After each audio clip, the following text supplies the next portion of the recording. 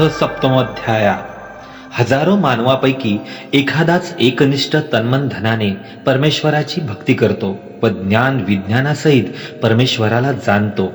विज्ञान म्हणजे अष्टमहाभूते, अपरा जड प्रकृती व परा प्रकृती म्हणजे देवता वर्ग, चेतन प्रकृती. परमेश्वराचा कर्मचारी वर्ग या दोन्ही प्रकृती जगाच्या उत्पत्ती व संहाराला कारण आहेत. परमेश्वर आपली प्रमुख शक्ती जी माया ती करवी जगाचे धारण पोषण करतात. श्रीकृष्ण म्हणाले, हे पार्था, माझ्याच ठिकाणी आपले मन अनन्य भावाने आसक्त करून व माझाच आश्रय घेऊन योगाभ्यास केल्यास तू मला निसंदेह पूर्णपणे कसे जाणशील ते ऐक. मी तुला रहस्यमय तत्वज्ञान विज्ञानासहित पूर्णपणे सांगतो. हे जाणल्याने या लोकी आणखी काहीही जाणावयाचे शिल्लक राहत नाही. हजारो मानवापैकी कोणी एखादाच माझ्या प्राप्तीसाठी प्रयत्न करतो. त्या प्रयत्न करणाऱ्या योग्यांमध्ये सुद्धा एखादाच मनुष्य मतपरायण होऊन मला तात्विक रीतीने जाणतो. विज्ञानामध्ये जडचेतन प्रकृती व पुरुष म्हणजे जीव अनादीचे आहेत. त्यांच्यामधील विकार त्रिगुण कार्यरूप होतात. मात्र परमेश्वराच्या व्यापकत्वामुळे त्यांचे श्रेष्ठ भाव टिकून राहतात. भूमी, पाणी, अग्नी, वायू, आकाश, मन, बुद्धी व अहंकार ही माझी 8 प्रकारची भिन्न भिन्न प्रकृती आहे. हे अर्जुना, माझ्या या अपरा जड प्रकृतीहून श्रेष्ठ अशा चेतन म्हणजे परा प्रकृतीला जाण, जिच्याद्वारे जगताचे धारण केले जाते. हे अर्जुना, सर्व प्राणीमात्राला या दोन्ही प्रकृती कारण आहेत. मी सर्व जगाच्या उत्पत्ती व संहाराला कारण आहे असे समज. परमेश्वर सर्वश्रेष्ठ असून जगाला आधारभूत आहे व परमेश्वराच्या शक्तिप्रभावाने जगताचे कार्य चालते. हे अर्जुना, माझ्यापेक्षा श्रेष्ठ दुसरे काहीही नाही. दोरा मण्याला आधार आहे त्याचप्रमाणे मी सर्व जगाला आधार आहे. हे अर्जुना, पाण्यात रस, चंद्र व सूर्यामध्ये प्रकाश, सर्व वेदांमधील ओंकार, आकाशातील शब्द व पुरुषातील पराक्रम म्हणजे मीच आहे.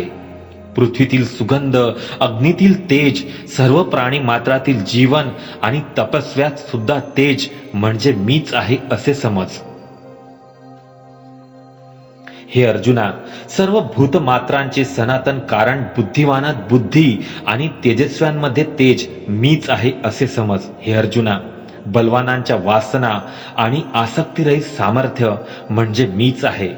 सर्व भूतांमध्ये धर्मानुकूल शास्त्रानुकूल काम म्हणजे मीच आहे. पराप्रकृती त्रिगुणात्मक माया पार होण्यास कठीण आहे. ती निर्गुण परमेश्वराला जाणत नाही. त्याप्रमाणे त्यांचे भक्तही परमेश्वराला जाणत नाही. जे एका परमेश्वराचीच भक्ती करतात तेच परमेश्वरापर्यंत पोहोचतात. आणि सात्विक, राजस, तामस भाव आहेत त्यांना माझ्या पराप्रकृतीपासूनच जाण. मी त्यांच्यामध्ये नसून ते माझ्या आश्रयाने असतात. अशा 3 गुणांनी भावांनी हे सर्व जग मोहित झालेले आहे. या 3 गुणांहून पलीकडे अविनाशी असणाऱ्या मला ते जाणत नाहीत. कारण माझी देवतारूपी त्रिगुणात्मक अलौकिक योग माया पार होण्यास अतिशय कठीण आहे. जे मला अनन्य भावाने शरण येतात ते या मायेला पार करून जातात, अविनाशी पदाला प्राप्त होतात. मायेच्या योग्याने ज्याचे विवेक ज्ञान हरपले आहे ते आसुरी स्वभावाचे दुष्कर्म करणारे मूढ नराधम मला भजत नाहीत, मला मानत नाहीत. हे भरतकुल श्रेष्ठ अर्जुना, दुःख निवारणार्थ ज्ञानाभिलाषी, धनाभिलाषी आणि ज्ञानी असे 4 प्रकारचे पुण्यशील लोक मला मानतात, मला भजतात. त्यापैकी निरंतर परमेश्वर चिंतन करणारा, एकनिष्ठ निष्काम भक्ती करणारा ज्ञानी भक्त विशेष होय. कारण ज्ञानी भक्ताला मी अत्यंत आवडतो आणि तो माझा आवडता असतो. हे सर्वच भक्त श्रेष्ठ आहेत, परंतु ज्ञानी भक्त माझा अत्यंत आवडता असतो असे मला वाटते. कारण तो मतपरायण होऊन सर्वोत्तम गतिरूपी माझाच आश्रय करून राहतो. पुष्कळ जन्मांच्या नंतर ज्ञानी मला भजतो. माझे सर्वस्व श्रीकृष्णच आहे असा मानणारा महात्मा तो अतिदुर्लभ आहे.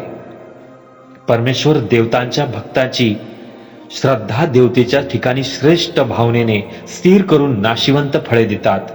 आपल्या प्रकृतीच्या अधीन होऊन ज्ञान लोक पावल्यामुळे त्या भोगाच्या काम वासनेने अन्य देवतांना शरण जाऊन त्यांच्या विधी विधानाचे पालन करतात. जे भक्त ज्या देवतांची श्रद्धेने पूजा करतात त्या भक्तांची श्रद्धा त्याच देवतेच्या ठाई मीच स्थिर करतो. स्थिर श्रद्धेने युक्त झालेला पुरुष त्या देवतेचे पूजन करतो. त्यामुळे मीच निर्माण केलेली इच्छित फळे त्या देवतेपासून प्राप्त होतात. परंतु त्या अल्पबुद्धी पुरुषांना प्राप्त होणारे फळ नाशिवंत असते. त्याचप्रमाणे देवतांचे पूजन करणारे भक्त देवतांना प्राप्त होतात व माझी भक्ती करणारे भक्त मलाच प्राप्त होतात. यथार्थ ज्ञानाशिवाय परमेश्वराला ओळखू शकत नाही आणि परमेश्वराची ओळख झाल्याशिवाय मोक्ष नाही. बुद्धिहीन लोक माझ्या श्रेष्ठ व अविनाशी परमभावाला अजन्मा अविनाशी असून अलौकिक अवतार धारण करण्याच्या प्रभावाला न जाणून मज सच्चिदानंद परमेश्वराला मनुष्यासारखे व्यक्त भावाला प्राप्त झालेला मानतात. मी आपल्या योग मायेचे शरीर धारण केल्यामुळे सर्वांना स्वरूपाने प्रगट होत नसल्याने मज जन्मरहित आणि अविनाशी परमात्म्याला मूढ अल्पबुद्धी लोक ओळखत नाहीत.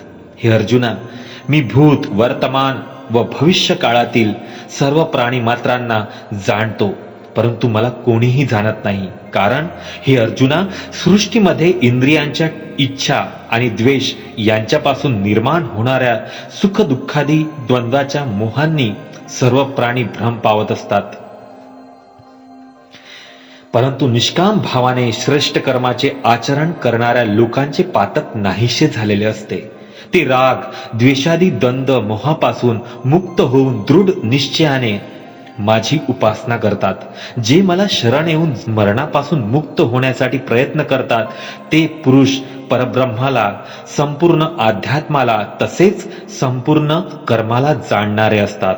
जे अधिभूत अधिदैव अधियज्ञासह मला जाणतात ते स्थिर चित्त असल्यामुळे अंतकाळी देखील मलाच जाणतात, मलाच प्राप्त होतात. या प्रकारे श्रीकृष्ण भगवंतांनी निरूपिलेल्या तत्वज्ञानातील एवं ब्रह्म विद्यांतर्गत योगशास्त्रातील श्रीकृष्ण अर्जुन संवादात्मक ज्ञान विज्ञान योग नावाचा 7वा अध्याय समाप्त.